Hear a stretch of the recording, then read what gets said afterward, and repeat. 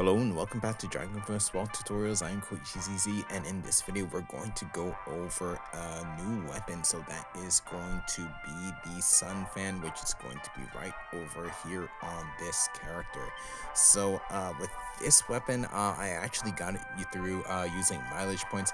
So I'm actually very grateful that I actually got this, and using it in battles actually reminds me of a weapon that I got a few years ago, which is going to be the Scroll of Enlightenment.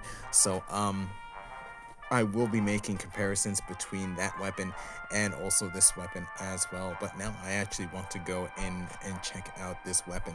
So here, in terms of its basic stats, the Sun Fan, you're going to have three basic attack stats. So you're going to have plus 20 to magic power, 98 to healing power, and 66 to attack power. Then in terms of levels, as you level this up to level 50, for level 1 you're going to have plus 10 to max HP if this is equipped on a priest. At level 35, you will recover 2 MP at the start of your turn.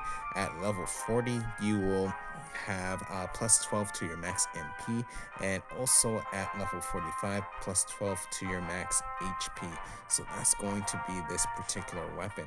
So what I want to do now is actually go over the abilities in battle. So this actually might take a little bit of time, but it should be okay. So I'm going to go right over here.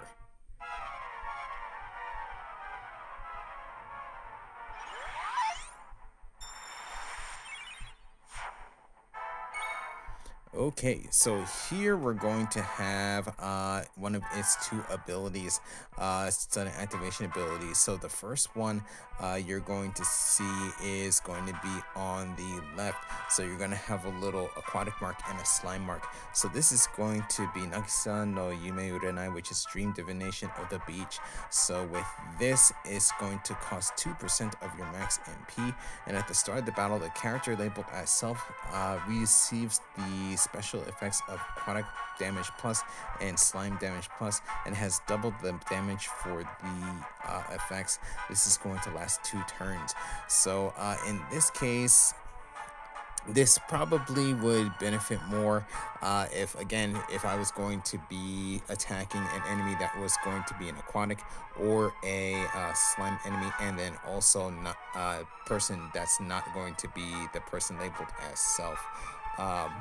But that should actually be something I can actually try later on, most likely off video. But next one ability that we're going to have is going to be the protective shield mark here that you're going to see. So with this ability, this is going to be called Mugen no Mamori, which is going to be dreamy protection. With this, it's going to cost 10 MP, and at the start of the battle, if the wielder is along the edges of the party, they will gain a protective shield for 3 turns. But if they are not, the wielder and those next to the wielder will gain a protective shield for 1 turn. So that's going to be that ability there.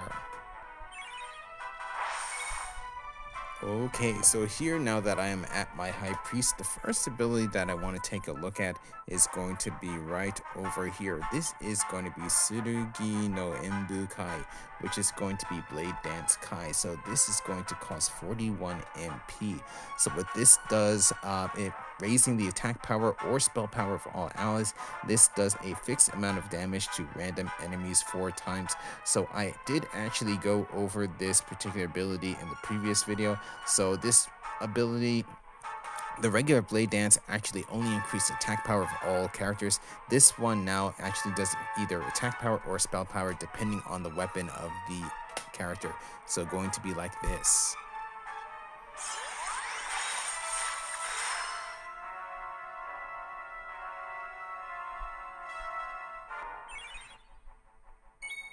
Okay, so back with my High Priest again. The next ability that I want to do is actually go back a bit right over here. So this is going to be Tenshi no Utagawa, which is going to be Angel Singing Voice. This is going to cost 25 MP, and singing like an angel, it recovers a fallen party member with 50% of their HP. So very similar to Zaoraru, so going to be like this.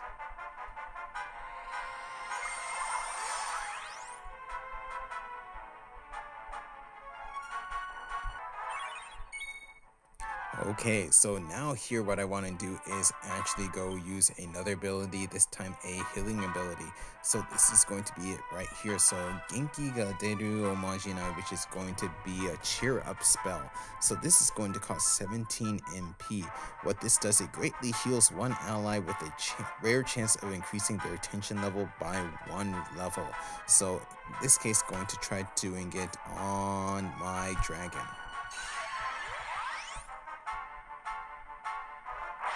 So in that case, right there, I actually did get an increase to my tension level. Okay, back with my High Priest again. Here, I want to go over the next ability, which is going to be Manatsu no Daydream, which is going to be Midsummer's Daydream. What this does, it does 500% physical technique damage with the combined power of attack and healing power, and has a rare chance to increase the tension level of the wielder and the ally to the left of the wielder, and recovers MP to all allies depending on the amount of damage done. So here, going to go ahead, do that there.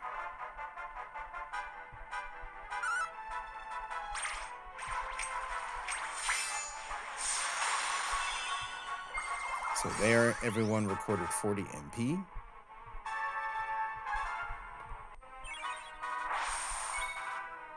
And here with the last ability that we have for this weapon is going to be right here. This is going to be called Healing Beat.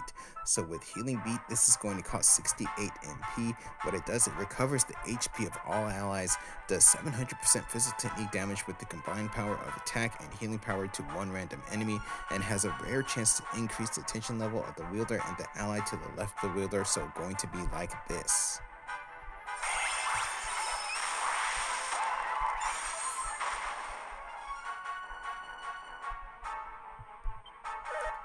So yeah, so that's going to be this new weapon. So here, just going to go ahead and finish off the characters that you see here. So yeah, like I was saying, this is going to be very similar to the Scroll of Enlightenment. So that's going to be this particular weapon, the Sun Fan. Like I said, it's going to be a bit similar to a weapon that I've gone over in the past. So the Scroll of Enlightenment, which had an ability that not only healed but also did damage to a random enemy as well. So we also saw that ability, that type of ability with Healing Beat, but it also does give you a little bit more than just your standard attack and also heal as well. There's a little bit of buffing that's going on with this particular weapon as well. So what I want to do is go ahead and break this weapon down. So starting off with the sudden activation abilities. So with the sudden activation abilities, I'm actually going to go and give it a 3. So while one sudden activation is only useful when fighting against specific enemies, the other provides you with a protective shield whose duration depends on your physical position in your party.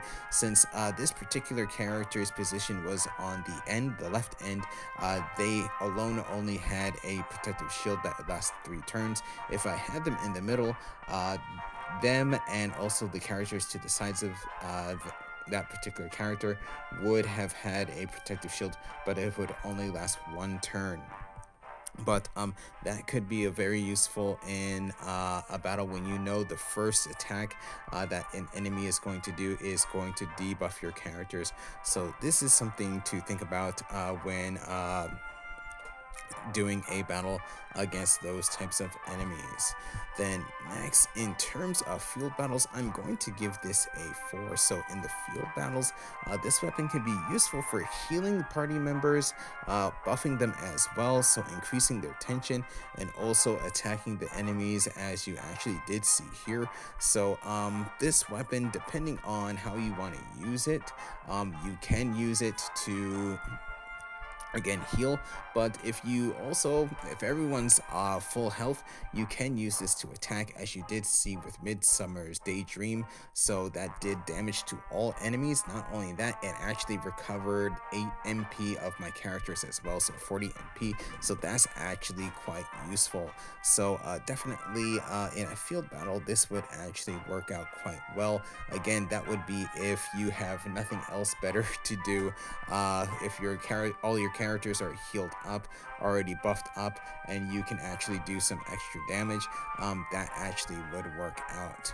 Then in terms of metal enemies, I'm going to give this a 2. So since this is mainly a healing weapon, this does not have any effective abilities against metal type enemies, though if you were able to get a critical hit with one of the 2 physical technique abilities, it would one-shot a metal type enemy, so that actually has it going for it, but it would be very rare to actually see that happen. But in terms of boss battles, I'm going to give it a 4. This weapon truly reminds me of the Scroll of Enlightenment, which was my go-to healing weapon when it came out, since it was the only because it not only healed but also did damage to the enemy at the same time. So Blade Dance Kai is also improved, since you are now able to increase attack or spell power depending on the weapon of the character receiving the buff. So the Sun Fan has the same function, but it can only do a little bit more, since it has the ability to increase ally tension levels and does physical damage to the enemy rather than spell damage. So that was also something a bit different between those 2 weapons. The Scroll of Enlightenment healed and then did spell damage to the enemy, while this one does healing to the characters and then does physical damage to the enemies. So that's a big difference there. Then in terms of future use, I'm going to give this a 4. So this weapon definitely has a future in boss battles, but I find myself making a Sophie's choice between this weapon and the Mysterious Crystal when it comes to buffing characters. While I do like the Blade Dance Kai, it is not a spell, so it can't be used for Saint Echo. But like I said, when I first got the Scroll of Enlightenment, its main ability was the ability to deal damage to the enemy. So over time, you're going to do enough damage that can make a big difference in battle in the long run. So the total score for this particular weapon I'm going to have is going to be a 17. So something that may not have a high score like the other weapons that I've reviewed this year, but that doesn't make it any less useful. So being able to heal and attack at the same time is a great ability among the healing weapons, and it can do just about anything. So it can heal, it can attack, it can support. The only thing that it can't really do effectively is attack metal type enemies, but it does have the opportunity if you, for example, put a lot of buffs to increase your critical hit rate, then it can be very effective in that case. But this is actually very good. Recovering HP, recovering MP, increasing allied damage. So this weapon is actually going to be, I would say, more useful in a boss battle more than anything else, especially depending on the type of boss that we're talking about. If you're able to have chances to shadow weave a boss to get some extra turns in for buffing and healing characters, that's actually going to be a huge plus for using this particular weapon. So most likely, I'd say that for now, I'm actually going to try this weapon out as my main healing weapon in parties that I will have against boss battles or have in boss battles. So you're going to see this weapon a lot moving forward in my videos. But with that said, that's going to be the end of the breakdown for this weapon. But now what I want to do is actually take a look at a soul.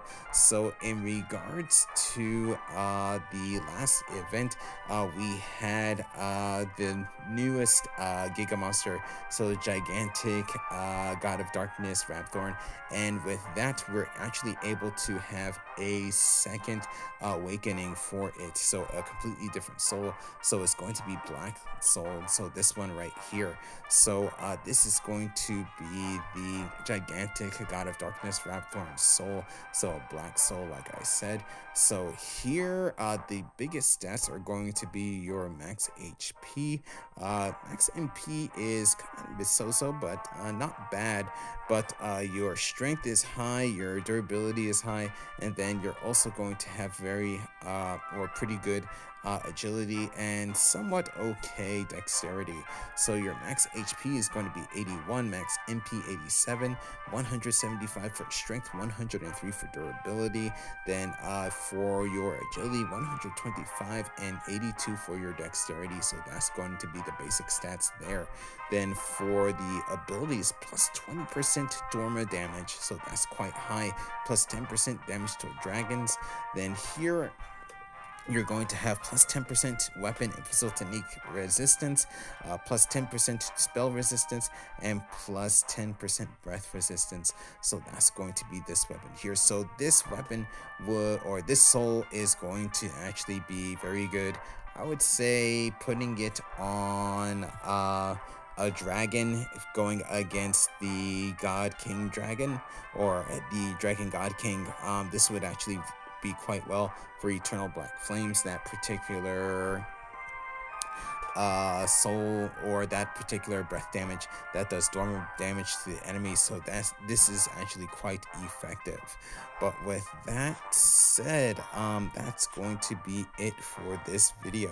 So in my next video, I will be going over the new alchemy journey, so please stay tuned for that. But with that said, I'm going to end this video here, so thank you for watching. If you enjoyed the video, please leave a like. If you would like to see more, please subscribe, and I'll see you in the next video.